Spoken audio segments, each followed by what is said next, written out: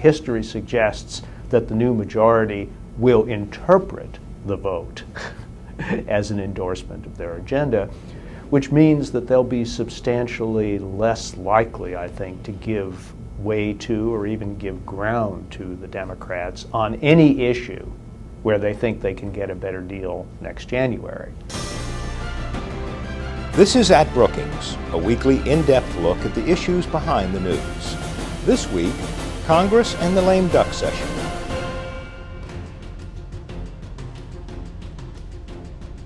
On Capitol Hill, midterm winners and losers must reconvene for a few more weeks.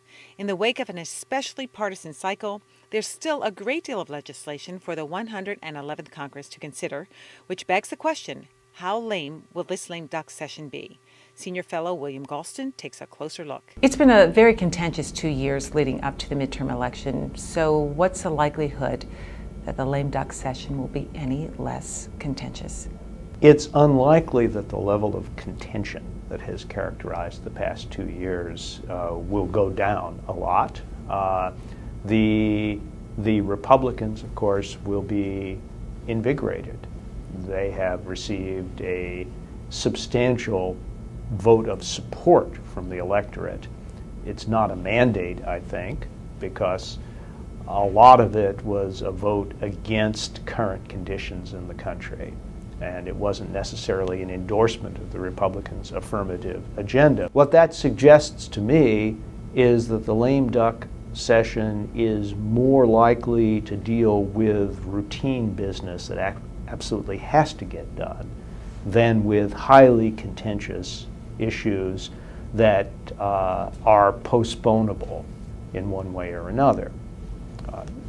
So, for example, we don't have a budget for the fiscal year that's already started. The government is running on short-term continuing resolutions. For sure, the lame duck session has to figure out how to get the government funded through at least the beginning or a few weeks into the 112th Congress that will convene next January. Is there any legislation that absolutely must be addressed over the course of this period? Democrats will be under considerable pressure to get some things across the finish line that aren't going to happen unless they happen right away. And at the top of that list, I suspect, will be the repeal of Don't Ask, Don't Tell. Because given the shift of power in both the House and the Senate, I think Democrats would not be wrong to believe that it's now or never. Well, doesn't Congress have to address the issue of the Bush tax cuts during the lame duck? There has already been a lot of discussion within the two parties and to some extent between the two parties as to what to do about them.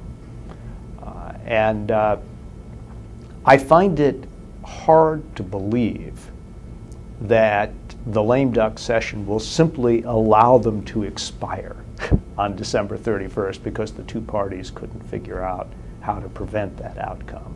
Is there any likelihood that the government could be shut down during this period? I think it is very, very unlikely that the Republicans would want to create a dynamic that led to a government shutdown in the lame duck session.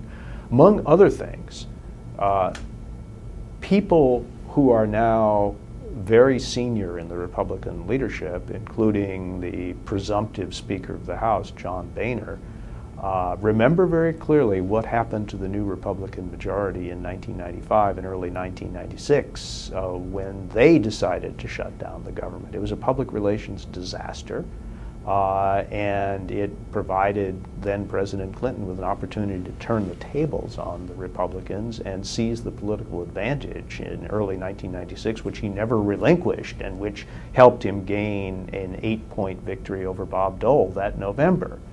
Does a lame duck session offer any protections to the party that's about to take over? Some lame ducks have functioned more actively than others, and If there are some pieces of legislation that are very close to the finish line, and there's some support across party lines, and they've been deferred simply because there were some complications in the end game that needed to be worked through and time ran out, that's one thing. I think it is very, very difficult for a party that's been defeated in a midterm election to bring up highly controversial items that didn't really get close to the finish line before and expect them to do any better this time. What is President Obama's role during the lame duck? Is he steadfast or is he a bit more conciliatory?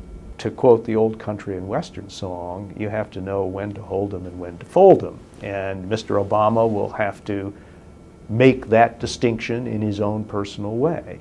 There are some areas where he's already signaled a willingness to be more conciliatory. For example, he's talking somewhat differently about the Bush tax cuts.